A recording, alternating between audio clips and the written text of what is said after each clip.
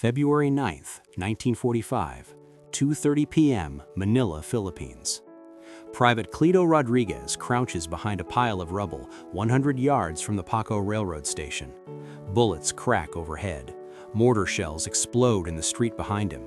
The entire platoon is pinned down. 30 men flat on their stomachs in the dirt, unable to move forward, unable to retreat. The railroad station is a fortress, 300 Japanese Marines inside, machine guns in every window, pillboxes on the corners, interlocking fields of fire that turn the open plaza into a killing zone. Anyone who stands up dies. Rodriguez looks at the station, looks at his fellow soldiers, helpless in the dirt, looks at Private John Reese beside him, 21 years old, from Pryor, Oklahoma. "We can't stay here," Rodriguez says. Reese nods. Without orders, without permission, without backup, the two men grab extra ammunition, check their weapons, and start running toward the enemy fortress. 30 soldiers watch them go. Most think they'll never see them alive again. What happens next will take 150 minutes, 2.5 hours of continuous combat. When it's over, 82 Japanese soldiers will be dead. John Reese will be dead, and Cleto Rodriguez will have earned the Medal of Honor for one of the most devastating two-man assaults in World War II history. All because an orphan newsboy from Texas decided he couldn't stay pinned down anymore. Cleto Luna Rodriguez was born April 26, 1923 in San Marcos, Texas, a small town between Austin and San Antonio. Cotton fields and ranches, Mexican-American families working hard to survive in Depression-era America. Cleto grows up speaking Spanish at home, English at school. His parents are poor but loving. They work whatever jobs they can find. They teach their son the value of hard work, responsibility, doing what's right even when it's hard. Then, everything falls apart. By the time Cleto turns 9 years old, both his parents are dead. The details are lost to history. Disease, maybe. Accident. The Depression killed millions through poverty, malnutrition, lack of medical care. Whatever the cause, young Cleto is suddenly alone in the world. He's sent to San Antonio to live with relatives. New city, new home, new school. Everything familiar is gone. He's the orphan kid, the one who lost his parents, the one who needs charity just to survive. Life is hard, really hard. His relatives can barely feed themselves, let alone an extra mouth. Cleto learns early that nobody owes him anything. If he wants to eat, he has to work. At 10 years old, he gets a job at the Gunter Hotel. The Gunter is the fanciest hotel in San Antonio. 12 stories of limestone and marble, movie stars and politicians staying in its rooms. But Cleto isn't staying there. He's working, selling newspapers to guests, standing on street corners in the Texas heat, hawking papers for pennies. Extra, extra, read all about it. He attends Washington Elementary, then Irving, then Ivanhoe. He's a quiet kid, the teachers note on his records, keeps to himself, doesn't cause trouble, shows up, does his work, goes home to sell newspapers until dark. High school comes. Cleto keeps working, keeps trying, but the money is never enough. The Depression grinds on. Jobs are scarce. Food is scarcer. By his junior year, the math stops working. He can either stay in school or he can eat. He can't do both. He drops out. For the next few years, Cleto Rodriguez is just another poor kid in San Antonio, working odd jobs, trying to survive, wondering if this is all there is. The orphan newsboy with no parents, no money, no future. Then comes December 7th, 1941. Pearl Harbor. Everything changes. Early 1944, Cleto Rodriguez walks into the Army recruitment office in San Antonio. He's 20 years old now, 5'8", 160 pounds, physically fit from years of hard labor. The recruiter asks him why he wants to enlist. "I want to do my part," Rodriguez says. It's a common answer, but for Rodriguez, it's also true. The Army offers something he's never had: purpose, structure, a place where he belongs. In the Army, it doesn't matter that you're an orphan. It doesn't matter that you dropped out of high school. All that matters is whether you can follow orders and fight. Rodriguez can do both. Basic training is brutal. Running, marching, crawling through mud, weapons training, hand-to-hand combat. The instructors scream, push, break men down to build them back up as soldiers. Some recruits wash out. Rodriguez doesn't. He's been poor his whole life. He's been hungry, cold, exhausted. Basic training is just more of the same, except now he gets 3 meals a day. He's assigned to Company B, 148th Infantry Regiment, 37th Infantry Division. The 37th is nicknamed the Buckeye Division, most of its soldiers from Ohio. But there were men from all over: Texas, California, New York, white, black, Hispanic, Native American. In combat, nobody cares about the differences. You're all just trying to stay alive. Rodriguez becomes an automatic rifleman, the BAR, Browning Automatic Rifle. 20 pounds of wood and steel that fires 30-06 rounds at 550 per minute. It's a squad support weapon, designed to lay down suppressive fire while riflemen maneuver. It's heavy, kicks hard, and gets scorching hot after sustained fire. But in the right hands, it's devastating. Rodriguez has the right hands. The 37th Division ships out to the Pacific Theater. First stop, New Guinea. Jungle warfare, malaria, dysentery, heat that drains the strength from your bones. Then Bougainville, more jungle, more fighting. The division earns its reputation. Tough, disciplined, effective. Their motto, we'll do it. No excuses, no hesitation. Whatever the mission, we'll get it done. Rodriguez fits right in. By January 1945, the 37th Division is battle-hardened. They've been fighting for over a year. They've lost friends, seen horrors, learned the brutal mathematics of infantry combat. They know how to fight. They know how to win. Next mission? The Philippines. The liberation of Manila. Manila before the war was called the Pearl of the Orient. Beautiful, cosmopolitan, elegant. Spanish colonial architecture, wide boulevards, theaters and universities and parks. 2 million people living in one of Asia's most progressive cities. By February 1945, Manila is hell on earth. The Japanese have occupied the Philippines since 1942. General Douglas MacArthur promised, "I shall return," when he evacuated. Now, 3 years later, he's keeping that promise. American forces are pushing across Luzon, closing in on the capital. The Japanese know they're losing, and they decide if they can't have Manila, nobody can.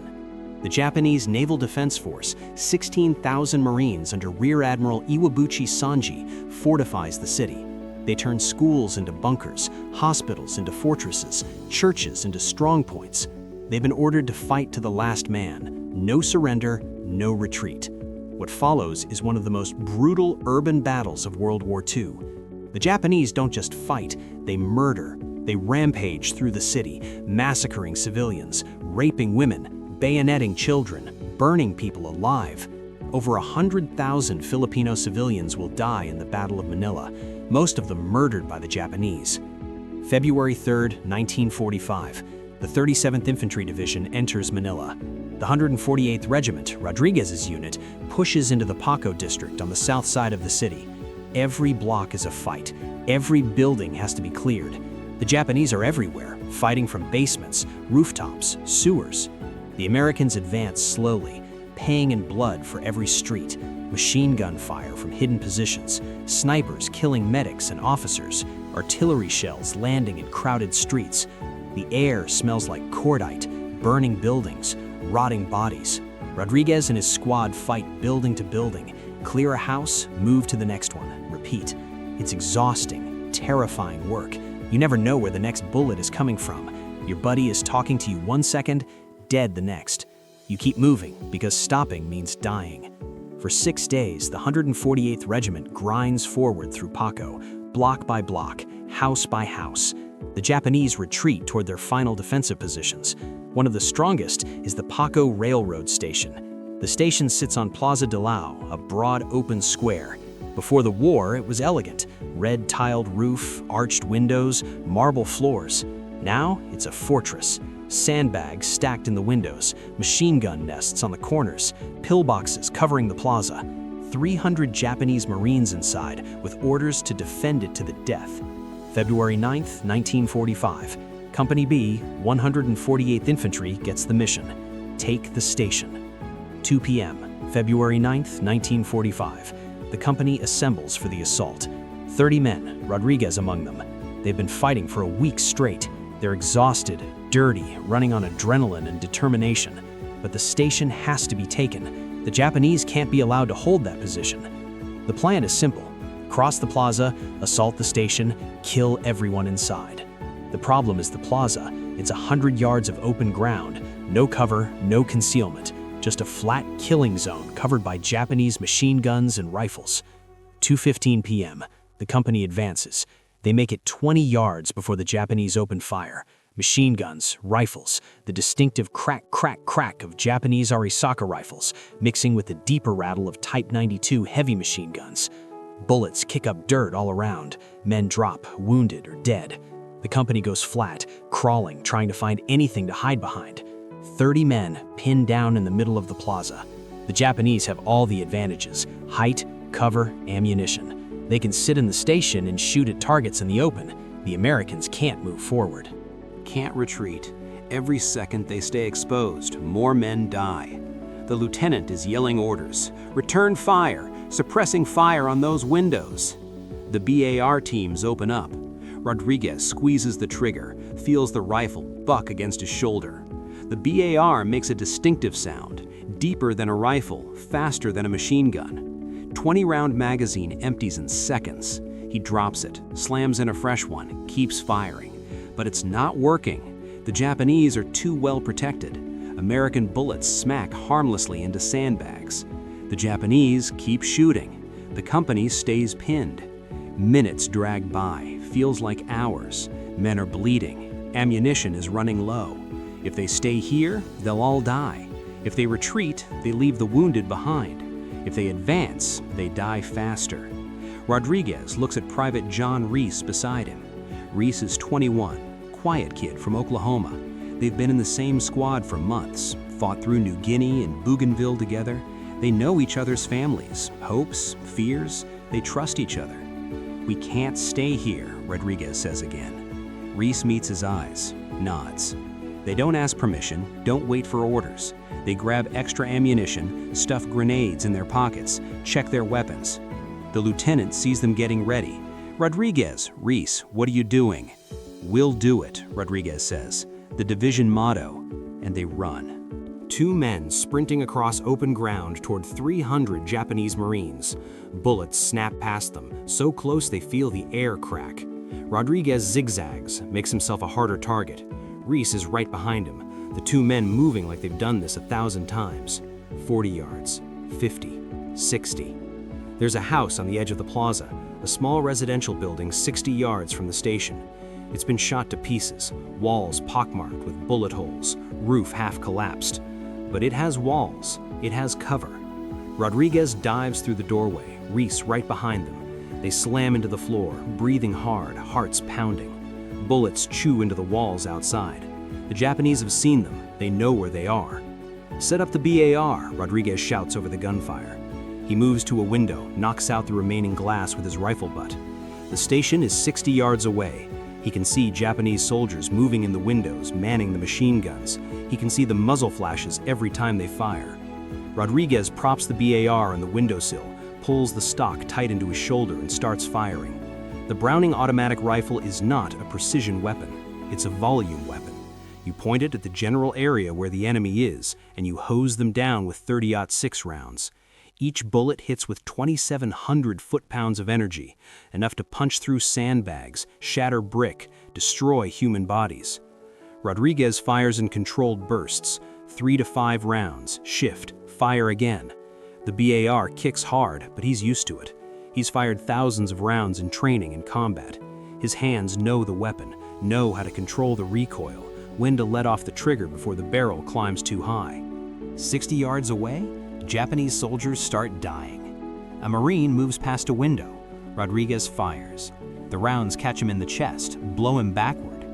Another Marine tries to man a machine gun. Rodriguez fires. The Marine collapses. A third Marine pokes his head out to look. Rodriguez fires. The head snaps back in a spray of red. Reese is shooting too, methodical, careful. Every time a Japanese soldier shows himself, Reese fires. M1 Garand, 8-round clip, accurate and deadly. Between the two Americans, they create a zone of death. Any Japanese soldier who moves into their line of fire dies. The first hour is chaos. Rodriguez and Reese fire, reload, fire again. The Japanese return fire, hundreds of rounds smashing into the house. The walls disintegrate, chunks of plaster rain down. Wooden beams crack and splinter. The floor is covered in spent brass casings, the air thick with gun smoke. Rodriguez's hands blister from gripping the hot barrel shroud of the BAR. His shoulder aches from the recoil. His ears ring from the constant gunfire. But he doesn't stop, can't stop. As long as he and Reese keep firing, the Japanese can't leave the station, can't reinforce their positions, can't effectively return fire. Out in the plaza, the rest of Company B watches in awe. 2 men holding off 300. It shouldn't be possible, but it's happening. The hour mark passes. Rodriguez has burned through a dozen magazines. The BAR barrel is so hot it glows. He pours water from his canteen over it, hears it hiss and steam, reloads, keeps firing. The official count, verified later from Japanese bodies, 35 enemy soldiers killed in that first hour. 35 families in Japan who will receive letters saying their sons died. 1 hour, 15 minutes into the assault, Rodriguez spots movement on the far side of the station. Japanese reinforcements, maybe 50 men, running from another building toward the pillboxes around the station. They're trying to man the defensive positions, set up interlocking fields of fire, turn the station into an impenetrable fortress. If they succeed, the station will never fall. The reinforcements will set up machine guns, bring in more ammunition, dig in deeper. The American attack will stall. Men will die trying to cross that plaza for nothing. "Reinforcements," Rodriguez shouts to Reese. "Left side." Both men shift their fire. The Japanese are in the open, exposed, running. Rodriguez leads the target, fires ahead of the running men. The BAR rounds catch them mid-stride. Men tumble, fall, don't get up. Reese fires his Garand as fast as he can, the distinctive ping of the empty clip ejecting, slamming in a fresh clip, firing again. The Japanese reinforcements realize they're under fire from an unexpected angle. They scatter, looking for cover, but there is no cover. They're caught between the house where Rodriguez and Reese are firing from and the American company still pinned down in the plaza. Crossfire, the worst place to be in combat. Rodriguez and Reese slaughter them. It's not a fair fight. It's not supposed to be. War doesn't reward fairness. It rewards violence, speed, ruthlessness.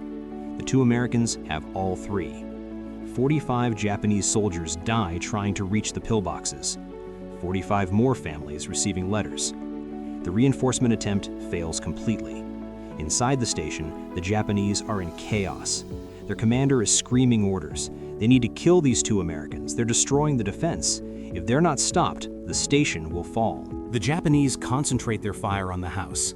Everything they have. Machine guns, rifles, even a 20mm anti-aircraft gun repositioned to fire horizontally. The rounds smash through the walls like they're made of paper.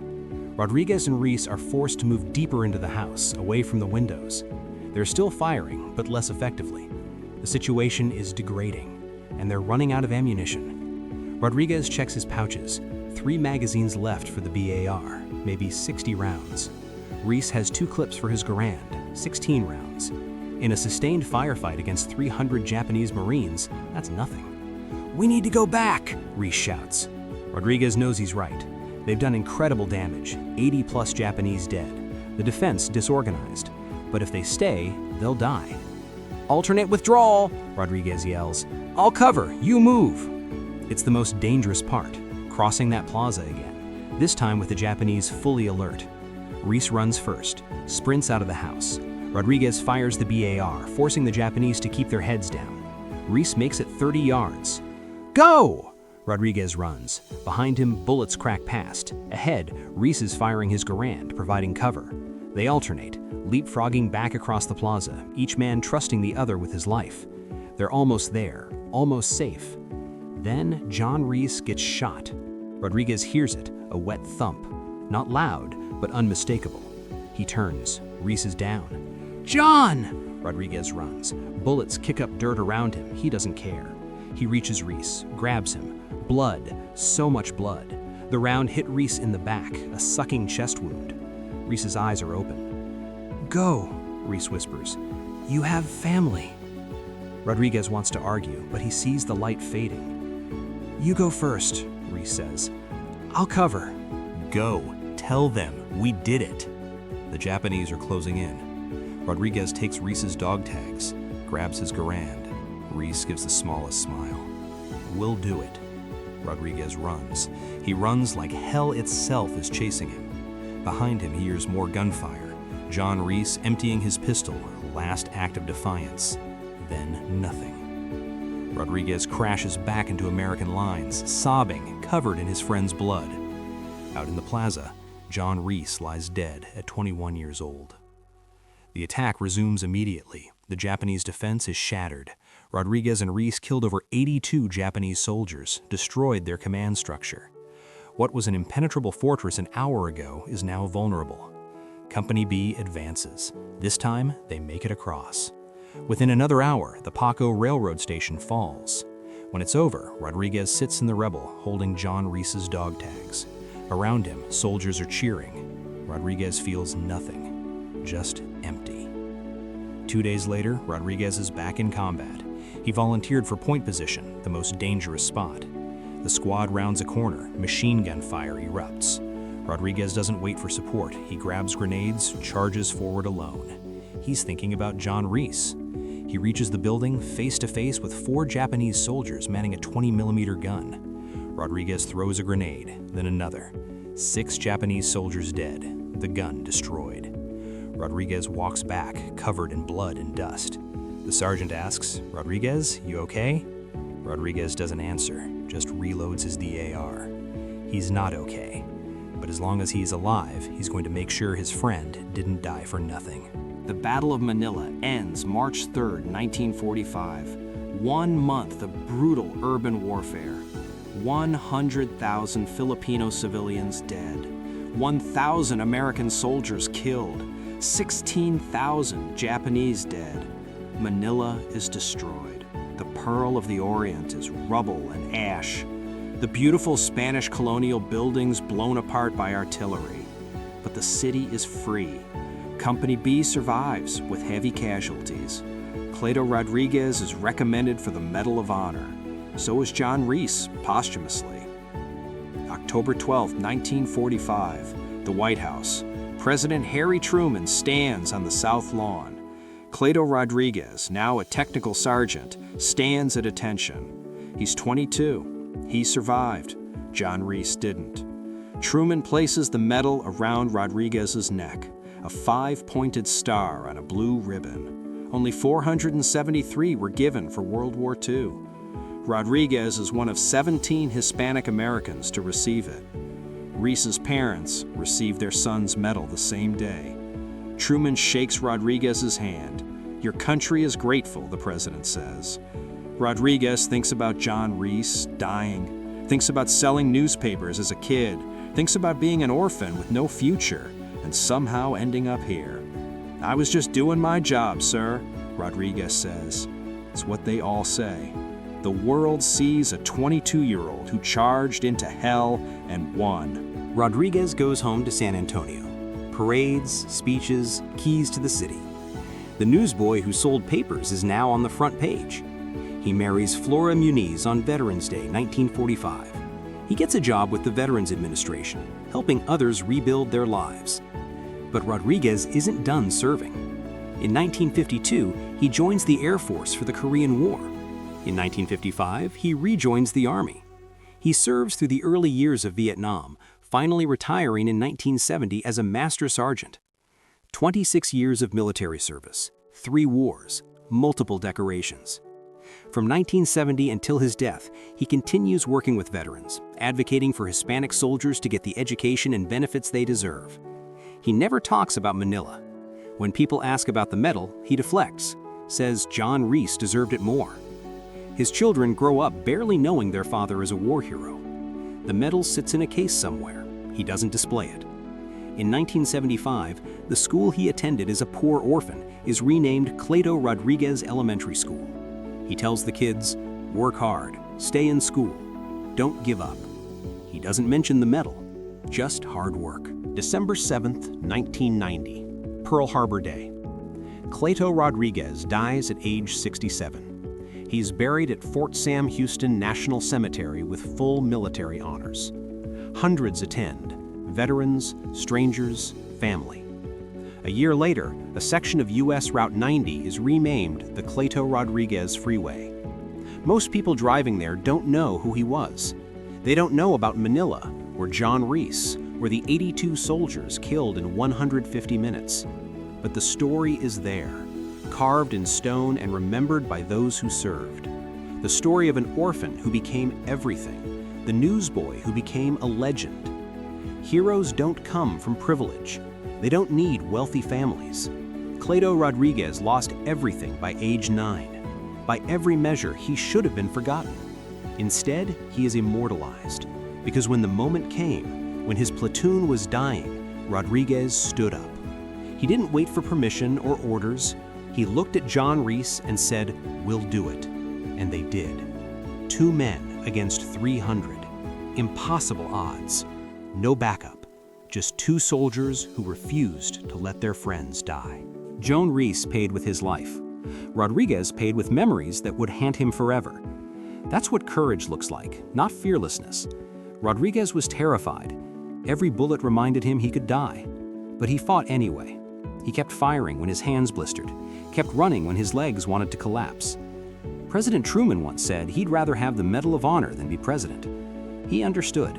The medal represents a moment when an ordinary person did something extraordinary. They chose to fight not for glory, but because it was right, because someone had to do it. Cleto Rodriguez was that person, a poor kid from Texas who became one of the most decorated Hispanic soldiers in history. He charged into hell and survived, then spent his life helping others, asking for nothing in return. We have to remember his story, because Cleto Rodriguez reminds us what's possible when ordinary people face extraordinary circumstances and refuse to stay pinned down.